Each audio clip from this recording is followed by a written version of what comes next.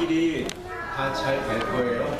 걱정하지 마시고, 혹시 잃어버려도 다 어린 영혼 안에 있으니까 언젠간 찾을 수 있을 거예요. 요즘 동물이 사람 먹지는 않지.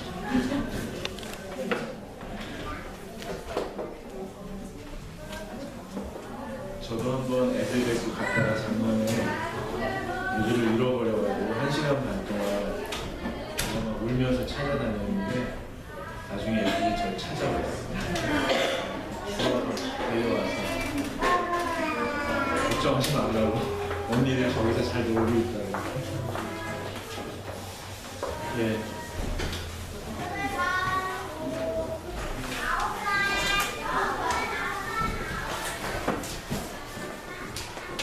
잘 봤어요? 네, 안 봤어요?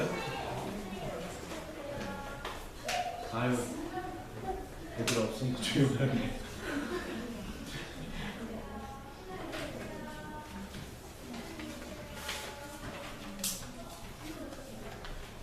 오늘 말씀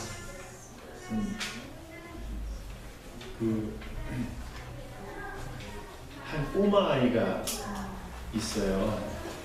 근데 이 꼬마 아이가 친구를 너무 부러워하고, 그래서 흉내내고 따라하고, 흉내내고 따라하고 관찰하고. 관찰하다 보니까 그 친구는 또 다른 친구를 흉내내고 있는 거예요. 그래서 이 꼬마가 그 친구 말고 그 친구를 또 흉내내고 따라하고 관찰을 해보니까 이 친구는 또 다른 친구를 흉내내고, 그 친구를 관찰하고 흉내내고 따라하다가 닮아갔어요. 나중에 알게 된 놀라운 사실은 바로 그 친구가 이 꼬마를 흉내내고 있었던 거예요. 사람은 끊임없이 주변을 의식하고 다른 사람들을 의식하는 존재입니다.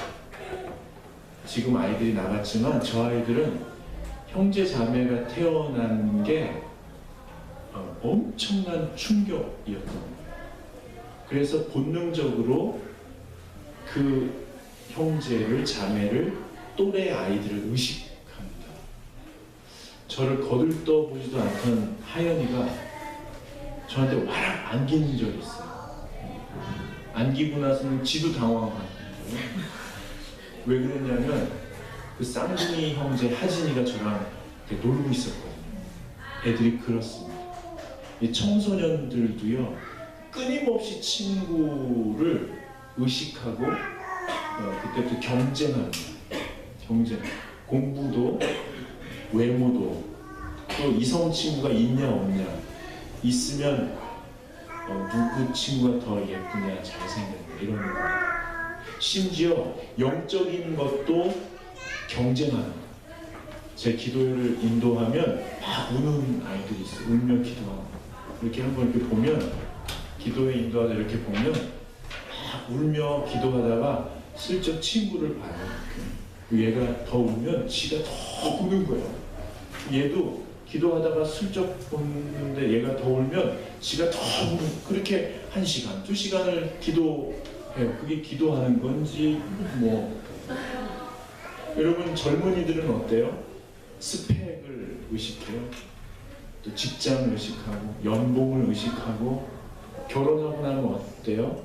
재산을 의식하고, 내 자녀의 다른 집, 그 또래 아이들을 의식하게 됩니다. 끊임없이. 하나님의 사랑도, 사람들의 관심도, 세상의 인정도 나누어 먹어야 하는 파이로 생각하는 거예요. 뷔페 식당의 우아함은 사라지고 분식 가게의 초조함이 우리를 사로잡는 거예요. 누가 더 빨리 먹냐, 많이 먹냐, 이런 것들을 계속 신경 쓰게 되죠. 여러분, 비교의식이라는 것을 없앨 수는 없습니다. 비교의식도 주님이 주신 감정과 정서 중에 하나죠. 비교의식이 미움이나 질투로 흐르면, 시기로만 흐르면 상대방의 미운 모습이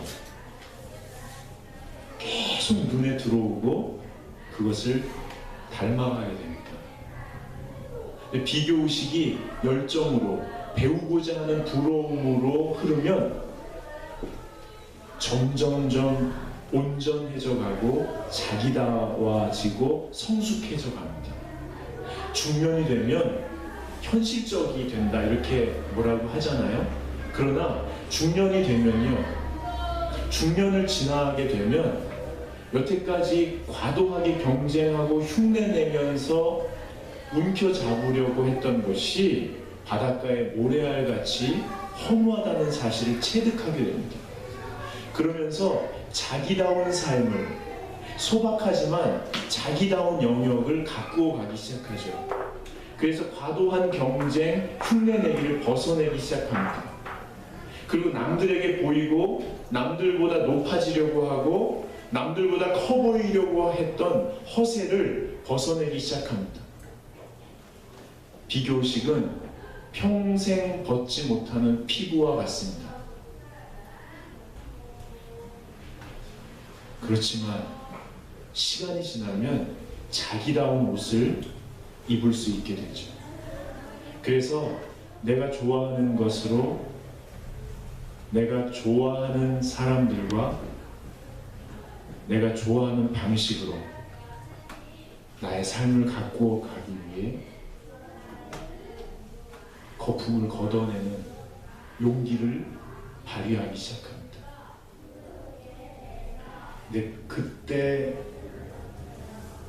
찾은 평화가 오래 가지는 못합니다. 왜냐하면 불청객이 찾아오거든요. 너 혼자 살려고 그래? 너 독불장군이야? 그러다 잊혀질 수 있어.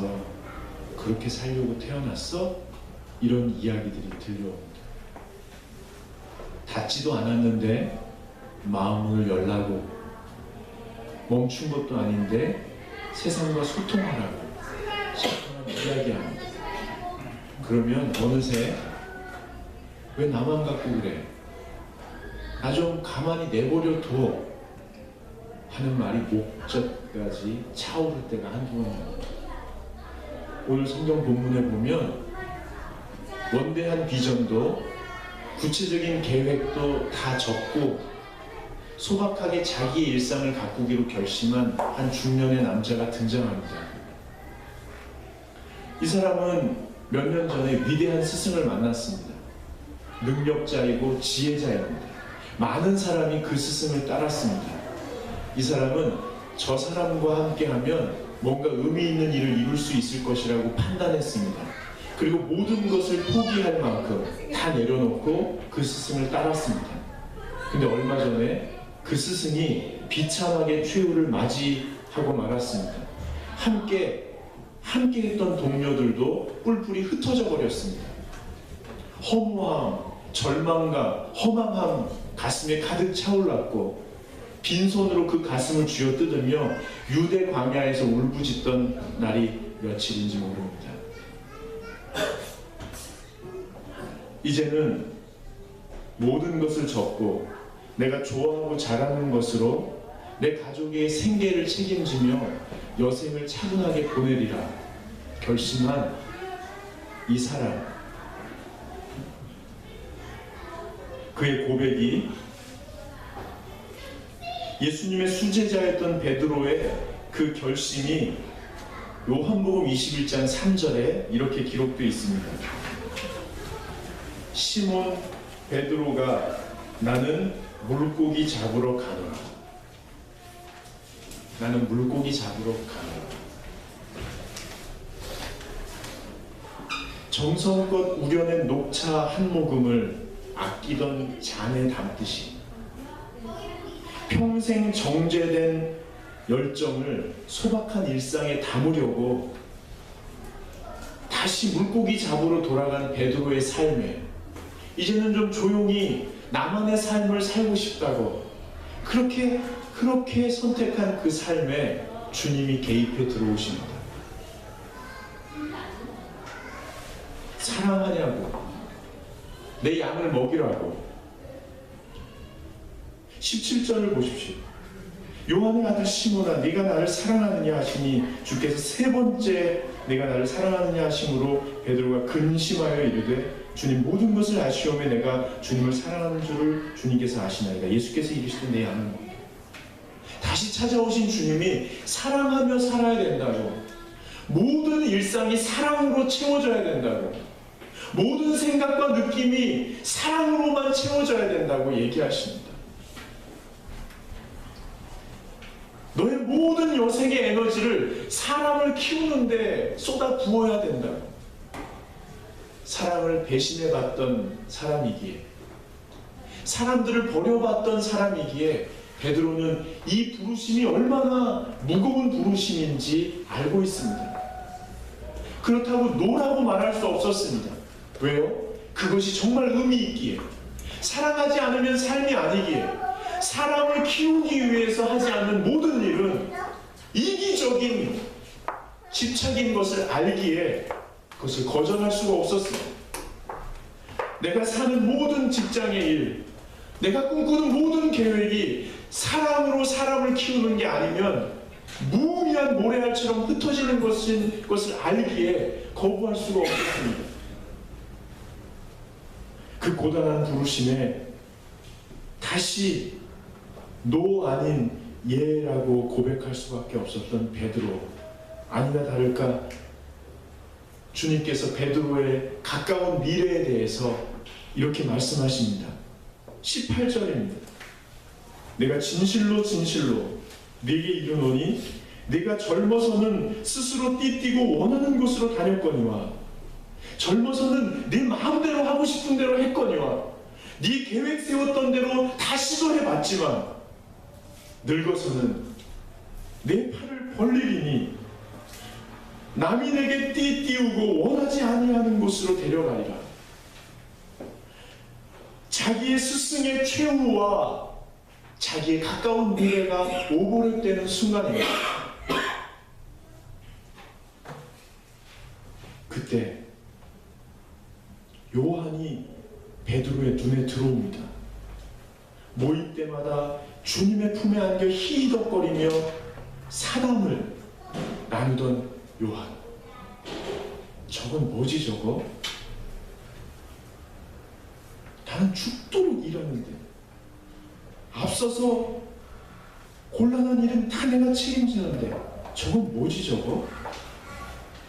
스승이 재판장에 끌려갈 때 대제사장과 어떻게 친분을 맺었는지 그 문 앞에서 꼼짝도 못하던 자기와 달리 그 문을 사사로이 넘나들던 저 요한, 저건 도대체 뭐지 저거? 모두가 겁나서 스승을 다 버리고 떠나버린 십자가 밑에서 덤덤하게 스승의 죽음 최후를 바라보던 저 요한, 저건 도대체 뭐지 저거? 왜 쟤는 낭만적으로 희덕거리며 아무런 인생의 고비 없이 평탄하고 덤덤하게 살아가는데 왜 나는 맨날 이렇게 질고를 지고 이렇게 힘든 삶을 고단하게 감당해야 되지? 또 앞으로 원치 않는 죽음, 목젖까지 차오른, 어쩌면 뱉지 말아야 했을 그 한스러운 질문을 주님 앞에 토해냅니다. 21절 하반절. 주님, 이 사람은 어떻게 되겠습니까? 주님, 저 사람은 어떻게 됩니까? 그때 주님께서 대답하십니다. 22절에 예수께서 이르시되 내가 올 때까지 그를 머물게 하고자 할지라도 네게 무슨 상관이냐? 너는 죽고 쟤는 산다 한들 너에게 무슨 상관이냐? 쟤는 부유하고 너는 빈궁한들 그게 무슨 상관이냐? 쟤는 평안하고 너는 고단한들 그게 너에게 무슨 상관이냐?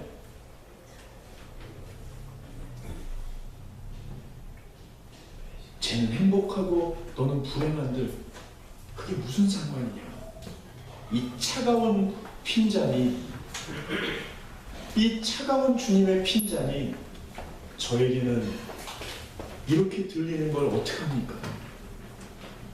베드로야, 그의 소유와 그의 권력과 그의 기질과 그의 능력과 그의 성과와 그의 명예, 모든 것을 다 가져와도 너의 고유한 가치를 조금도 훼손시키거나 덜어낼 수 없다. 이 세상에 보이는, 만져지는, 들려지는 사람들이 부러워하는 모든 것과 그것이 하나도 없는 너 자체와 비교할 수 없다.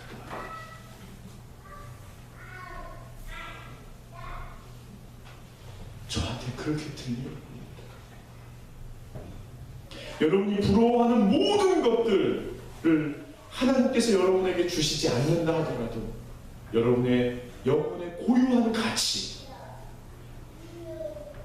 훼손될 수 없다고 주님 말씀하십니다. N 아시죠? N은 어젯밤에 매튜와 마닐라 남매의 집 초록 지붕 집에 입양돼 왔습니다. 고아원에서 이제 행복하게 살 수 있다고 생각했습니다. 그러나 매튜와 마닐라가 생각했던 아이는 N이 아닙니다. 농사일을 거둘 건강하고 활기찬 남자아이였습니다. 그것을 알게 된 N은 다시 고아원으로 돌아가겠거니 다시 다른 집으로 입양될 때까지 기다려야 하겠거니 생각했습니다. 아니나 다를까 그 다음날 아침에 마차를 타게 됩니다. 그때 N이 처음 했던 말입니다. 전 이 드라이브를 마음껏 즐기기로 결심했어요. 제가 즐기기로 결심하면, 마음만 먹으면 항상 전 그 일을 즐길 수 있었거든요. 절대 희망입니다. 버려졌었고 잊혀졌었고 참담하고 고독한 밤을 고아원 바닥에서 살아내야 했던 애는 그 참담함에 다시 빠져들지 않기 위해 자기 방어 기제로 절대 희망을 붙들었을지도 모릅니다만, 저와 여러분이 애니 고아원 바닥에서 느꼈을 법직한 죄악의 쓴 열매를 먹어본 적이 있지 않습니까? 죽음의 공포에 빠져본 적이 있지 않습니까? 아무리 발버둥 치고 애써도 이 세속적인 구조 속에서 벗어날 수 없다는 사실 속에 참담한 눈물을 흘려본 적이 있지 않습니까? 우리의 절대 희망이 누구입니까? 죄와 죽음을 넘어서 우리의 죄값을 대신 지시고 십자가 위에서 죽으심으로 우리를 해방시켜 주시고 자유의 길을 열어주시고 우리의 훼손된 신의 형상, 하나님의 형상을 회복시켜 주시고 끊임없이 우리에게 오셔서 너는 고귀한 존재라고, 이 세상의 그 어떤 것도 너의 영혼을 훼손시킬 수 없다고, 내가 목숨을 걸고 너를 지켜주겠다고 말씀하시는 그 주님이 우리의 절대 희망의 근거이십니다. 그래서 오늘 주님 말씀하십니다. 22절에 예수께서 이르시되 내가 올 때까지 그를 머물게 하고자 할지라도 네게 무슨 상관이냐?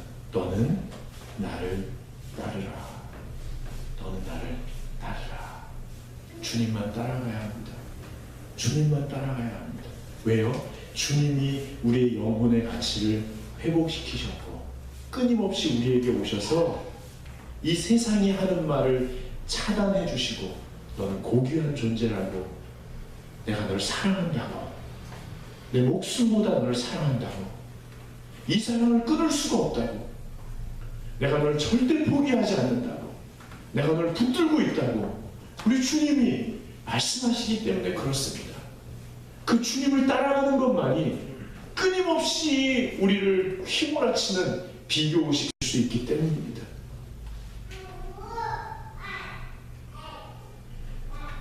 주님을 따르는 것은 이 주님을 믿는 것입니다. 그리고 성경에 기록된 하나님의 나를 향한 뜻이 무엇인지 이해하고 거기에 순복하는 것이죠. 그래서 기독교인은 성경을 읽고 공부하고 묵상하고 암송해야 합니다. 이 성경에 담긴 세속의 가치가 아니라 하늘의 가치를 내 속에 실현될 수 있도록 우리가 성경 앞에 엎드려야 합니다. 그리고 이 성경 속에 담긴 나를 향한 신의 뜻이 무엇인지를 깨닫고 거기에 순복함으로 나의 삶 속에 주님의 뜻이 이루어져 가는 것을 우리가 실존적으로 경험해야만 합니다. 그게 예수 믿는 사람들의 맛입니다. 맛. 이것을 보지 못하면, 이 맛을 느끼지 못하면 삶이 점점 빈궁해지고 영혼이 파리하게 마르며 끊임없이 세속적인 쳇바퀴 속에 돌다가 끊임없는 비교의식 속에 헤매다가 마지막 일세에 낙엽처럼 떨어져 사라지는 게 인생입니다. 여러분, 베드로가 고단한 부르심이지만 다른 사람과 비교하지 않고 주님의 부르심을 따랐을 때 사도행전에서 어떤 일이 벌어졌는지 기억하십니까? 안진뱅이를 일으켰습니다. 안진뱅이를 일으켰습니다. 그리고 이방인들, 그리스 철학과 헬라 문화, 그리스 신화에 물든 사람들을 예수님에게로 이끌었습니다. 여러분, 안진뱅이, 여러분의 자녀가, 여러분이 몸담고 있는 공동체의 후배들이, 여러분이 가르치는 학생들이 혹시 아무리 얘기해도 그 자리에 주저앉아 있어서 쟤 저거 해결하지 못하면 사람 구실 못하는데, 쟤 저기서 일어나지 못하면 인간 구실 못하는데 해서 답답한 것들이 있습니까? 아무리 가르치려고 하고 아무리 혼내도 그걸 벗어나지 못하는 것들이 있습니까? 여러분이 주님을 따라가십시오. 그러면 그 아이들이 그 자리에서 벌떡 일어납니다.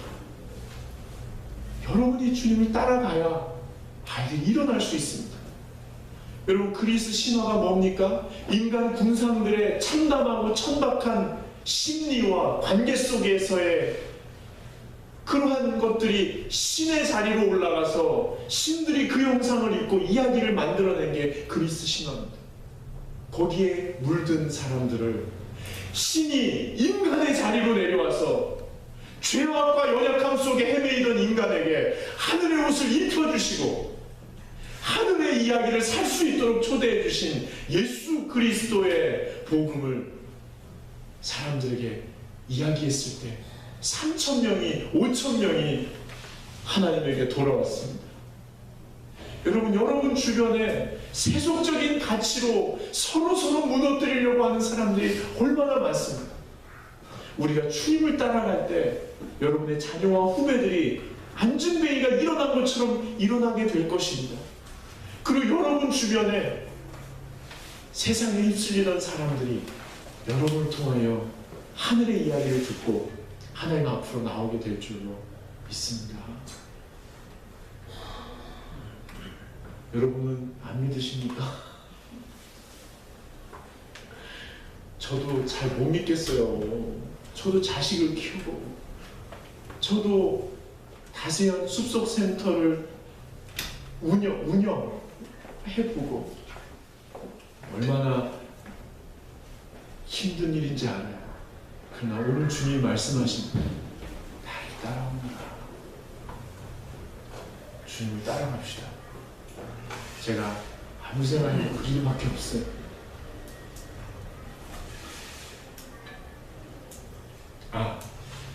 이제 여러분 이렇게 한 5분씩 이렇게 앉아 보셔요.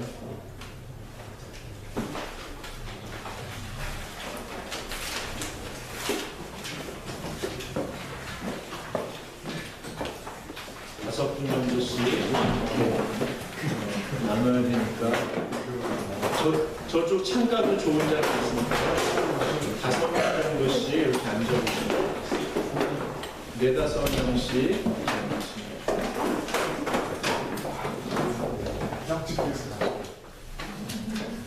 저쪽으로도 좀 가시고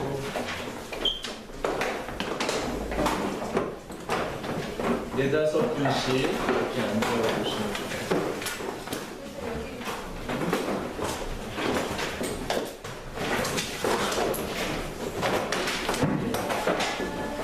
여기 한 달 10월달 이야기가 있는데요.